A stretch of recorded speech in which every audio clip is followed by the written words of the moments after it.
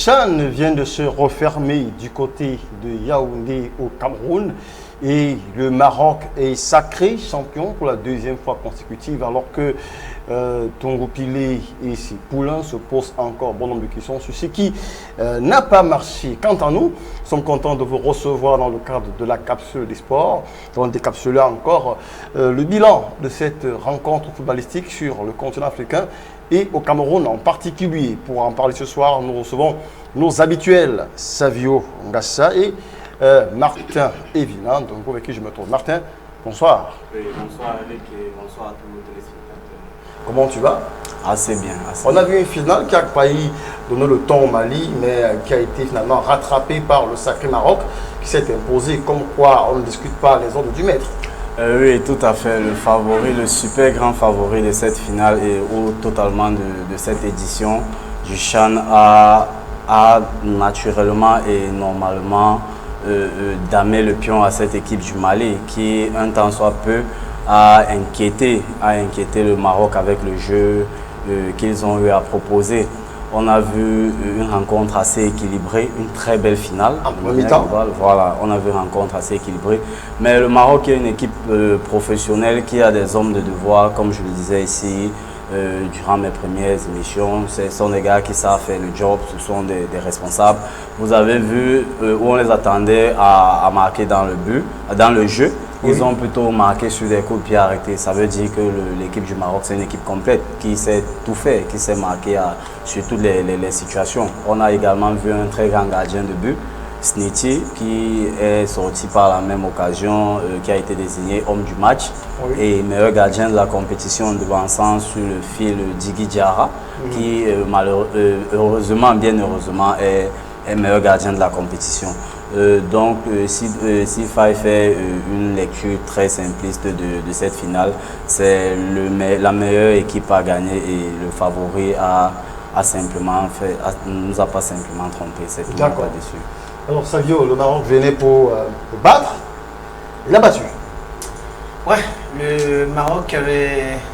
Bonsoir déjà à tous les téléspectateurs. Le Maroc avait un seul objectif, bien sûr, c'était le titre. Et je pense que l'objectif est atteint pour les Lions de l'Atlas qui ont réussi. Bien sûr, c'est la plus forte, la plus belle des manières, en tout cas, à battre les Aigles du Mali. Et un Mali qui croyait déjà au tir au but, il voulait les prolongations parce que là-bas, on se sentait plus à l'aise. Oui, bon, surtout que c'est une épreuve qui les a réussi 2 fois. Donc on se disait, pourquoi pas une 3e fois? C'est quand même, il faut dire, hein, le Mali n'a pas de mérité quand même à l'issue de la rencontre qui s'est achevée hier soir. Parce qu'on a vu une équipe brave, certes, du Mali quand même, surtout dans les premières, dans la deuxième manche. Voilà. On a vu une équipe du Mali qui était plus entrepreneuse, ça jouait quand même. Mais après, le Maroc a fini bien sûr par démontrer qu'il avait plus d'envie. La preuve avec ses habitués, à savoir Raimi et bien sûr et El Karabi, qui ont réussi bien sûr à transpercer les filets maliens par 2 fois. Et au passage, on va dire que Ayoub El Kabi finalement lui il aligne un nouveau record parce que c'est dans l'histoire du CHAN, c'est le 2e, mais disons c'est le premier joueur à marquer 2 fois et sur 2 finales. D'accord. Comme il avait fait déjà en 2018 et par ricochet, il faut dire que c'est toujours lui le meilleur buteur de l'histoire du CHAN avec 12 réalisations au passage parce que là, il a signé en 3e but hier. On va rester avec la sélection du Maroc parce que bien qu'elle soit championne en titre, double sacre dans ce CHAN 2020, il est quand même à noter quelques griefs qui conviendraient de revenir là-dessus. Déjà ici à Douala, on a parlé d'une sélection marocaine qui a refusé de loger à un hôtel qui a été réservé par le pays organisateur et la CAF. Et l'attitude s'est répétée à Yaoundé également. Exactement. Où l'équipe du Maroc se retrouve en train de payer son hôtel. Comment vous considérez ça? Oui, moi je pense que c'est pas la première fois quand même qu'on entend ça déjà dans le football parce que ça s'est déjà fait en 2014 pour ceux qui ont regardé la Coupe du Monde. On avait vu le Brésil le faire, qui avait carrément construit un camp. Et juste après donc, la Coupe du Monde, ils ont justement offert ce camp d'entraînement parce qu'il faut dire que c'était carrément avec un camp d'entraînement. Et dès qu'ils ont fini, ils ont offert cela à la ville. Donc Cela se fait Oui, pour les... sauf que là, le Maroc n'a pas offert. Oui, mais non, mais attends, pour les fédérations qui sont riches, pour des fédérations qui sont riches, Oui. ils ont le droit de le faire. C'est pas interdit. Oui. C'est vrai que c'est une décision qui a aberré un tout petit peu. On a biaisé quand même les textes. Oui, mais bon, vous savez, quand on a l'argent, on peut faire ce qu'on veut. Et surtout que les fédérations comme celles du Maroc ne dépendent pas des États. D'accord. Là, on va revenir Elles sont un là-dessus. tout petit peu Martin, autonomes comme l'Algérie. est-ce que quand on a l'argent, on peut faire ce qu'on veut au point de banaliser les pays sacrés de l'instance future de football comme la CAF quand même? Alors, moi, je vais avoir une réponse assez mitigée parce que, non pas chuter sur ce que Savio vient de dire, quand on a l'argent, on peut faire ce qu'on veut, mais il faut d'abord dire à nos téléspectateurs, au public camerounais, que ce n'est pas la première fois, comme Savio l'a dit, et que l'organisation du Cochan avant et maintenant du Cocan Oui. doit pouvoir s'habituer à ce que le Maroc vient de nous servir là. Ça a passé dans l'opinion publique comme un manque de respect. Oui. Vraiment, ils font comme ils veulent. Mais il faudrait, comme il a dit, les exemples sont légion. Moi, je me rappelle de la sélection américaine lors des Jeux Olympiques, je crois, de 2008. Oui. Ils ont totalement fait un camp en mer. Je crois que c'est les Jeux Olympiques de Rio. Et Oui. ils ont pris totalement un bateau où la sélection américaine résidait. Ils venaient juste jouer les matchs et les joueurs restaient totalement en mer parce qu'avec la NBA, vous voyez, ça tombe en période où les basketteurs sont en congé. Sont en congé. Voilà, Oui. donc il faut vraiment voir tout ça. Mais moi, je dis, ce n'était pas prévu. Vous voyez, il faut qu'on soit un peu honnête. Il faut lire un peu les événements qui se sont succédés et vous allez voir que le Maroc n'avait pas prévu ça à l'avance. D'accord. Pourquoi? Parce que quand le Maroc doit jouer le Cameroun, vous voyez, le Maroc doit jouer le Cameroun, doit rencontrer le Cameroun en demi-finale. Il y a d'abord le match avant contre la RDC que le Cameroun joue. Et on a tous vu les couacs qu'il y a eu par rapport au coronavirus. Du coup, le Maroc anticipe en disant, OK, pour éviter d'avoir des cas de contamination et entrer dans les polémiques, nous, on va maintenir notre camp ici à Douala. Et c'est pareil avec le camp de Yaoundé.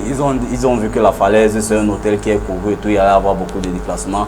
Le coach a d'ailleurs, excusez-moi, le coach a d'ailleurs communiqué là-dessus qu'il a préféré se retirer où c'était beaucoup plus calme, où il avait la possibilité de préparer sereinement ce match avec tout son effectif parce que là-bas, il n'allait pas avoir le coronavirus. Donc, je me dis que le challenge de ce CHAN, c'était le coronavirus et le Maroc a un peu joué dessus pour pouvoir déjouer les règles de la CAF sur les différents hôtels.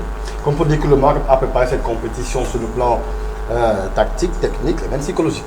Tout à fait. Quand je vous avais dit le Maroc, beaucoup de gens étaient inquiets lors de leurs deux premières sorties, mais moi j'étais très serein. Je disais, le football que j'ai vu le Maroc développer, la sérénité que le Maroc dégageait, ce n'était pas une sérénité d'une équipe qui avait peur. Au contraire, ils dégageaient la rage de verre, voilà. Une assurance non, certaine. C'était une assurance. Ils savaient qu'à un moment, les buts ne venaient pas encore. Il y avait déjà le jeu, mais c'est les buts qui ne venaient pas. Et pourquoi? Parce que leur plus petit score, c'était le score d'hier, 2-0. Oui. Parce qu'on t'habitue au 3-0, 3-1, 4-0. Oui, bien sûr, parce qu'avant, les chemins étaient faits pour servir Ayoub El Kabi dans de très bonnes conditions. Mais on s'est rendu compte que les buts, ça ne venait pas. Et maintenant, on a laissé les gars jouer. Et vous voyez, ils ont le meilleur joueur, le meilleur buteur, qui n'est autre que Soufiane. Donc, je crois qu'ils ont, dans l'équipe type de ce CHAN, ils ont, je crois, 5 joueurs, oui. Si je ne me trompe pas. Donc, c'est un groupe qui était cohérent avec des anciens, 4 à 5 anciens qui ont gagné le dernier CHAN de 2018. Donc pour moi, c'est logique, c'est l'équipe la plus forte, c'est l'équipe la plus professionnelle, la plus préparée. Non, il n'y a rien à dire là-dessus. D'accord. 14 buts en 4 matchs, c'est pas donné à n'importe qui. C'est une attaque qui fait la grosse gueule quand même. D'accord. Alors ça veut dire aussi qu'il faut commencer par faire une lecture de cette compétition pour ce boulot. Quelle serait votre lecture? Bah écoutez, ce qu'il fallait que je fasse une lecture. Je dois dire déjà que pour moi c'était le CHAN, la 6e édition au Cameroun est l'une des compétitions vraiment les plus réussies. Parce que déjà au niveau de la présence du public dans le stade, malgré la pandémie, même quand on avait droit à 25%, ben, écoutez, c'était toujours quand même un public qui se bousculait, qui cherchait à aller dans les stades. Oui, mais c'est un public qui s'est refroidi lors de cette quart de finale du Cameroun. Bon, mais il y a quand même eu du public, contrairement par rapport à certains pays maghrébins où tu arrives, tu vois, tu tombes, c'est le jour que le pays organisateur joue, et ben, qu'il y a un match. Mais là, c'est pas le cas. Quand même, on a pu voir dans les stades de Japoma et de Douala, pour ne citer que... Même de Limé oui, voilà, pour ne citer déjà que les stades qui sont dans la capitale économique, on peut voir quand même que le nombre de places qui étaient accordées à tous les différents spectateurs, aux supporters qui venaient supporter leur équipe, voilà, c'était quand même comble. Même si les gestes barrières n'étaient pas au rendez-vous, même si les distanciations sociales n'étaient pas au rendez-vous, mais et ça, c'est le plus reproche qui a été fait quand même au Cameroun. Oui, mais tu vois, mais vous voyez, on avait cette ferveur populaire. On a montré que on aime le football. On a montré que le Cameroun en matière de football, que les Camerounais aiment le football, mais excusez-moi, mais que ces dirigeants n'aiment pas le football. Ok, les Camerounais aiment le football. Encore faudrait-il revoir la partition des dirigeants dans le football. Ouais, le Cameroun en matière d'organisation, moi je n'étais pas inquiet parce qu'on avait déjà eu... D'autant plus que le Cameroun a reçu une gratification dans l'organisation de ce championnat. Oui, mais on avait déjà même une gratification décernée par, je me rappelle plus, la grande agence événementielle en 2016 avec le Champ des filles. Oui. Donc pour moi, sur le plan de l'organisation, moi je n'étais pas trop inquiété. On avait déjà en 2016 eu deux villes qui ont accueilli encore le Chan, à savoir Yaoundé et Limbe. Oui. Le gros challenge de cette organisation, de tout ce vaste mouvement de personnes, c'était le coronavirus. Et sur le plan sécuritaire, parce qu'avec la crise anglophone et tout, il y a eu une recrudescence avant ce Chan de certaines attaques. Vous-même, vous connaissez l'actualité là-dessus. Oui. Donc sur le plan sécuritaire, moi je dirais un sans faute de nos forces de maintien de l'ordre et de toute la sécurité en général. Qui a salué. Voilà, d'accord. Parce qu'on a vu plus de 8 bus remplis de supporters guinéens arriver dans la ville de Limbe. Si la zone était aussi hostile comme on le pense souvent, on ne pourrait pas avoir autant de personnes qui migraient de ce côté. Et de voir cette affluence dans le stade de Limbe. Quand je regarde également de l'autre challenge, c'était véritablement le challenge du coronavirus, c'est-à-dire de gérer toutes les personnes qui devaient entrer au Cameroun durant et sortir. Voilà, et sortir. Et que ce soit les officiels, les joueurs et les supporters. Donc, sans que les Camerounais ne soient tellement exposés à la maladie. Voilà, on s'est rendu compte que globalement, si on enlève le cas de la RDC, tout a été sous contrôle. Voilà, tout a été sous contrôle parce que les délégations comme, si je ne me trompe pas, le Niger, le Congo-Brazza également ont eu des cas de Covid. Ils ont eu quelques cas de Covid et ils ont géré ça sportivement avec fair play. Et donc maintenant, le dernier challenge pour moi, c'était pour une première compétition en Afrique, non pas une première, la deuxième expérience, parce que la première, je crois, c'était avec les finales de la Champions League là-bas. Oui. Donc la vidéo arbitrage, comment est-ce que nos arbitres africains allaient comment... C'est exactement ce sur le point sur lequel il fallait qu'on en vienne, parce qu'il se trouve que dans ce match Cameroun-Maroc, beaucoup de personnes se sont plaints de l'usage de la VAR. D'accord, la VAR n'a pas seulement commencé dans le sens négatif, c'est-à-dire commencer à tirer sur la VAR ces deux derniers matchs. Il faut féliciter les arbitres qui ont officié la rencontre Guinée-Rwanda. Oui. On a vu comment la VAR a permis d'expulser le milieu défensif Kanté et d'un autre côté le gardien de la sélection rwandaise, je crois que c'est Kussera, sur deux actions. Donc, et là, tout le monde a félicité la VAR. Mais dans le match Cameroun, même dans la rencontre Maroc-Mali où on a carrément perdu 5 minutes, et bien pour attendre l'expulsion bien sûr du Samaké. Voilà, après constat bien sûr d'une faute sur joueur marocain. Oui, moi je vais même pas d'abord commencer. Je vais commencer Maroc-Cameroun. Si vous regardez bien l'action du 4-0, oui. Il est clairement démontrer que Bemamé est hors jeu. On n'a pas besoin de 4 ou 5 minutes pour regarder ça. Ça saute à l'œil nu. Quand vous avez vu le ralenti sur certaines chaînes, oui. C'était tellement logique. Et hier, maintenant, il y a eu dans ce cas sur sur Samaké, on ne peut pas perdre plus de 5 minutes pour regarder une image. Ce n'est pas toute l'action. Parce que hier, si vous avez vu, on s'est focalisé sur une image où il est en train d'atterrir sur le pied de Bemamel. Oui. On n'a pas vu le tacle et comment il sautait donc, et comment il essayait de sauter. Et on a également vu une erreur technique de l'arbitrage. La VAR et des grands journalistes sur d'autres plateaux l'ont relevé.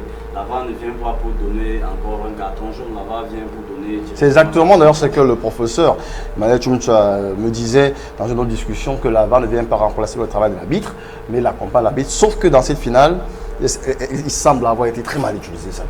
Ouais, exactement. Donc c'est pour ça que j'ai dit on nous a carrément perdu 5 minutes. 5 minutes et puis je sais comme même si pas. La VAR a contribué Voilà, au refroidissement des joueurs, à la cassure du feeling du jeu. Ouais. Et puis je trouve pas pourquoi même on devrait revenir parce que là je pense que ça n'inquiétait, du moins ça ne gênait rien dans le déroulement de cette rencontre si on ne donnait pas le carton rouge à Samaké. Honnêtement, je ne sais pas, mais pour moi ça n'aurait rien influencé dans cette partie-là qui était déjà entre guillemets, on va dire, les dés étaient déjà pipés, parce que le Maroc était déjà on avait déjà presque la même mise sur le trophée, tu vois. Voyons, on est arrivé jusqu'à la 96e minute de jeu, ben pour rien. Et puis bon, ça trouve que il faut dire que c'est un Kenyan également qui était au sifflet. Donc ça prouve quand même que on doit encore un peu, pour ma part, on doit encore réviser ses cours en ce qui concerne la VAR. Mais j'ai été également marqué dans dans ce CHAN, il faut le dire, c'était la première fois qu'un match, je ne sais plus, je vais forcément me souvenir avec pendant le temps, il y a un match qui a été confié carrément à la jeune féminine. Voilà, notamment la remarque a été faite avec la baie de touche camerounaise. Notamment avec Mimi Lioré, non, je parle de Mimi Lioré, la Nigériane et puis la Kenyane, en tout cas avec Bernadette, non, pas Bernadette Fomo, ça me reviendra, voilà, Bernadette Akwimbira, et puis voilà, je pense Karine Zambon, qui ont dirigé une de ces rencontres. C'était la première fois qu'on faisait confiance aux dames pour un match. Donc au moins il y a eu une innovation, il y a eu un petit record quand même dans ce champ.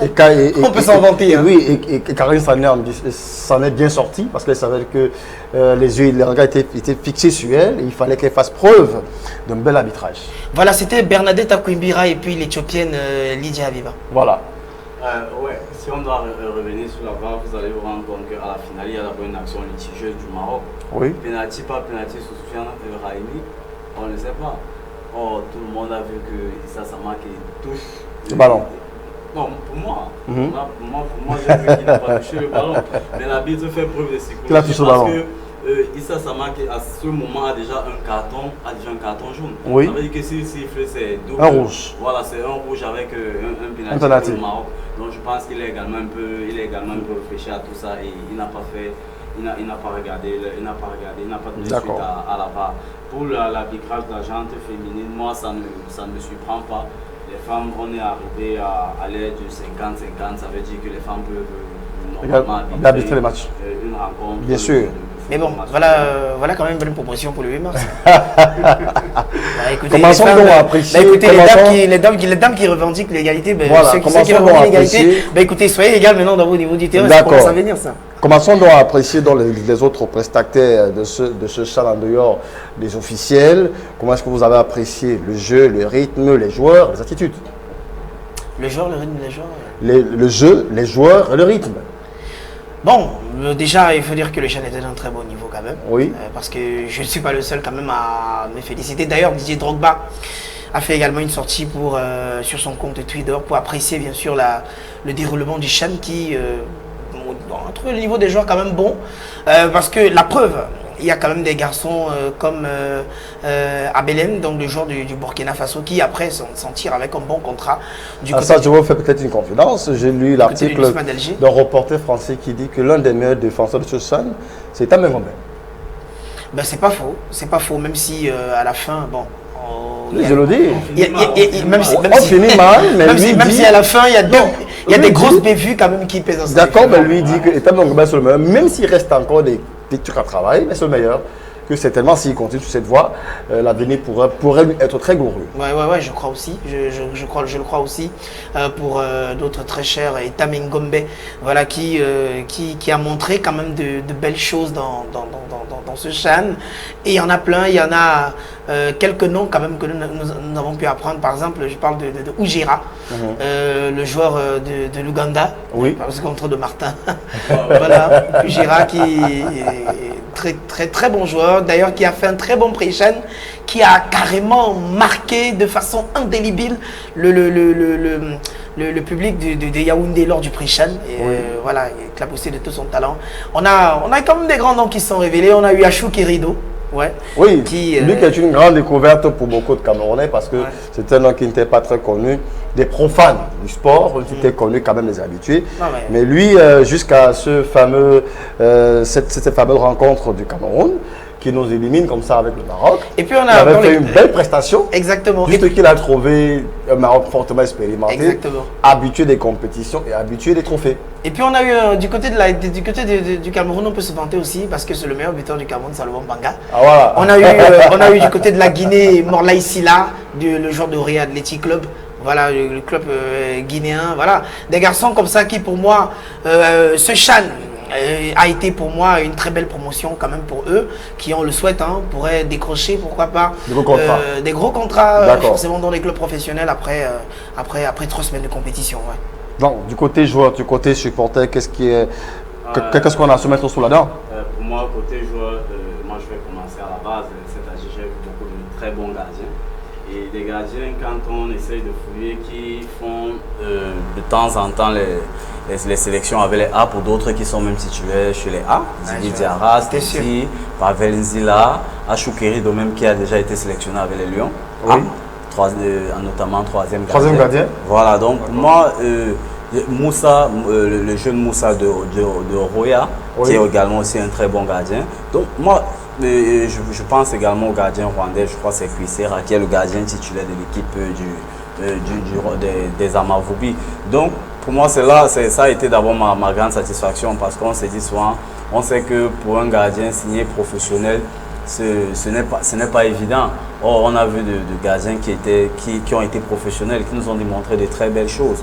Maintenant, quand on va prendre le côté camerounais, la défense, oui, Mbanga, mais moi je connaissais déjà un peu de quoi il était question, de quoi il en retournait. Mais maintenant, moi, en termes de révélation, j'ai plutôt le jeune Penda qui il nous fait un très bon match dans l'entrejeu et je crois qu'il est un U20, parce qu'en principe, c'est lui qui devait être le capitaine de nos Lions. Qui vont jouer dans l'arène à quelques jours. Voilà, donc je crois qui commence le 14 février. Voilà, c'est un joueur U20. Vous voyez un peu le niveau avec lequel il a pu entrer dans cette bataille face au Léopard de la RDC. On ne va plus revenir sur Ako Asomo qui nous a montré il y a de très belles choses, je crois. Si on doit regarder sur le plan individuel, il est sorti 2 fois meilleur homme du match. Ça veut dire qu'à côté de Mbanga, il y a Ako Asomo. Et également quelqu'un que je ne vois pas beaucoup de gens en parler, mais je pense à Sana, le latéral droit. Quand je regarde un peu la hiérarchie, oui, moi quand je regarde la hiérarchie, moi je regarde un peu plus loin. Quand je regarde la hiérarchie, oui, quand je regarde la hiérarchie chez les Lions Indomptables, si Asana travaille encore un peu, il faut rappeler qu'il était U20 également en 2018. Ça veut dire que c'est une progression. C'est un jeune joueur, il a 22 ans. Il y a encore une marge de progression, mais je me dis, d'ici 2 ans, on pourra compter Asana comme dans la tanière des Lions. D'accord. Eric, je sais que c'est vous qui posez les questions, mais quand même, il faudrait souligner quelque chose. Oui. Est-ce que le fait que Achou Kerido ait fait on va dire quand même un très beau CHAN, avec la suspension bien sûr de notre très cher André Onana, est-ce que ça ne relance pas complètement le... Je vous ai vu venir. Est-ce que ça ne va relancer? Écoutez, vous me poserez la question de savoir ça c'est un débat qui viendra. Oui, on reviendra tout à l'heure. Vous me poserez la question de savoir si parce que là, c'est ouvert. Qui vacille ou un qui papillonne. Mais il faut lui dire rapidement que le Cameroun n'a pas le problème de gardien. Bien sûr. De ce côté, on a le problème de... Non, on n'a pas de souci à se faire sérieusement. pas oui. de souci. D'accord. C'est-à-dire, merci beaucoup de nous avoir accompagnés pendant ce CHAN. C'était de très belles rencontres, de très belles journées. Certainement, on pourra se retrouver dans le cadre de cette CAN, Coupe d'Afrique des Nations de moins de 20 ans, dans laquelle le Cameroun, lui, il est dans la poule avec la Mauritanie, le Mozambique et le Ghana également. Et le groupe B, le Burkina Faso, le fameux, la RCA, la Namibie et la Tunisie. Ouais. Et le groupe C, la Gambie, le Ghana, le fameux Maroc, champion comme ça du CHAN, la Tanzanie et la Mauritanie, qui reçoit la compétition à Nouakchott. Merci beaucoup, Sayo. Merci, et surtout que le Cameroun a battu dans son premier match 1-0 la formation bien sûr de la RCA. La RCA, d'accord. Merci beaucoup, Martin, de nous avoir accompagnés dans la lecture de ces matchs dans le cadre de ce CHAN. Certainement, on jette les regards projecteurs vers d'autres compétitions sportives. On parle de basketball, on parle de handball, on parle de natation, de cyclisme, de tennis. Aussi, on parle de football avec la Coupe d'Afrique des Nations de moins de 20 ans. Oui, le Cameroun est naturellement engagé dans cette compétition. Il faut dire que la dernière édition, en 2018, on n'a pas participé. Les poulains c'était toujours le même coach, Christophe Ousmane, qui ne se sont pas qualifiés. Et il faut dire que dans cette dernière cuvée, il y avait des joueurs qui ont été titulaires dans l'équipe du CHAN. Mkine, Akwa, Somo, Asana qui ne sont pas qualifiés. Donc, le coach Christophe Ousmane, il a la possibilité, l'opportunité maintenant de corriger le tir. Voilà. Surtout qu'à chaque fois, on a 2 finales manquées. Je ne sais pas, ces 15 dernières années, on n'est que finaliste. On n'a pas encore soulevé ce trophée. Je pense que ça fait plus de 20 ans aujourd'hui qu'on ne l'a pas soulevé. D'accord. 25 ans, si je ne me trompe pas. Merci beaucoup, Martin, pour ces brillantes analyses. Alors, le CHAN se clore sur Reflet d'Afrique Télévision dans la capsule des sports. Mais le sport, lui, se poursuit sur votre télévision préférée, celle qui promeut vos valeurs. Ne décrochez surtout pas, parce que le grand format de l'information, c'est dans quelques minutes, quelques heures. À très bientôt dans la capsule des sports.